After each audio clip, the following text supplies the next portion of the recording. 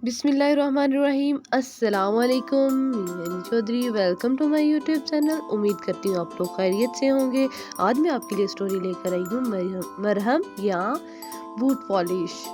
खरगोश ने शलजमों का अचार और मुरब्बा बनाया और उसे गोदाम में रख दिया। रीछ तो ताक में रहता ही था। एक दिन मौका पाकर खिड़की के रास्ते गोदाम में घुसा और 7 मर्तबान चुरा कर ले गया। अगले दिन जब खरगोश ने मर्तबान कम देखे तो बहुत नाराज हुआ। वो बहुत से किक्कर के कांटे लाया और चोर के इंतजार में छुप कर बैठ गया। रात के वक़्त रीछ दबे पांव गोदाम में दाखिल हुआ। उधर खरगोश ने जल्दी से जगह जगह कांटे बिखेर दिए और कमरे में बैठकर इंतजार करने लगा। जब रीछ मर्तबान चुरा कर वापस हुआ तो उसका पाँव किसी कांटे पर जा पड़ा। रीछ ने एक चीख मारी जिसे सुनकर खरगोश एक छड़ी हाथ में लिए बाहर की तरफ भागा और ऊंची आवाज से चिल्लाने लगा, सांप सांप, मैं जरूर इसे मार डाल।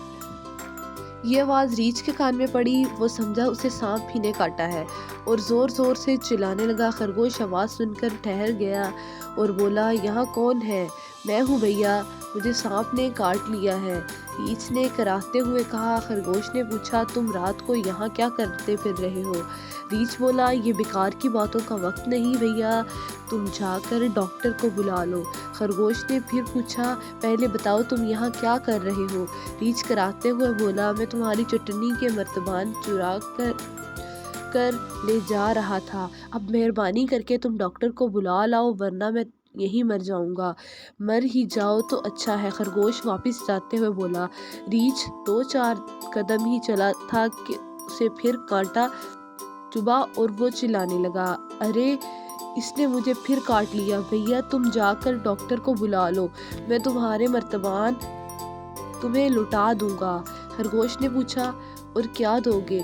7 शहद के मर्तबान। रीछ ने पूछा, और कुछ 7 टमाटर की चटनी के मर्तबान। खरगोश ने कहा, अच्छा तुम यहाँ ठहरो, मैं अभी आता हूँ। अगर तुम उछलते फिरे तो वो सांप तुम्हें फिर काट लेगा। खरगोश भागता हुआ रीछ के घर गया और वहाँ से टमाटर और चटनी की अचार और शहद के मर्तबान उठा लाया। अभी तक बेचारा रीछ अपना पाँव पकड़ कर जमीन पर बैठा हुआ था। उसने कहा, भैया मेरी टांग सूज रही है, और जहर सारे जिस्म में फैल गया। खरगोश एक काली पॉलिश की डबिया और लालटेन ले आया। उसने बहुत सी पॉलिश रीछ के पाँव पर लथेड़ दी और बोला, ये सांप के जहर के लिए बेहतरीन चीज है। तुम सुबह तक बिल्कुल ठीक हो जाओ। रीछ लंगड़ाता हुआ अपने घर को चला। खरगोश ने फिर कहा, भैया जैसे ही तुम घर पहुंचो फौरन सब मरहम चाट कर साफ कर देना और ताज़ा मरहम लगा लेना, फिर तुम्हें डॉक्टर की भी ज़रूरत नहीं पड़ेगी। रीछ ने अपने घर जाते ही अपना पाँव चाट कर साफ किया। उसे बूट पॉलिश बहुत बदजायका लगी, लेकिन वो उसे चाटता ही रहा। फिर उसने मरहम लगाने के लिए डब्बिया उठाई।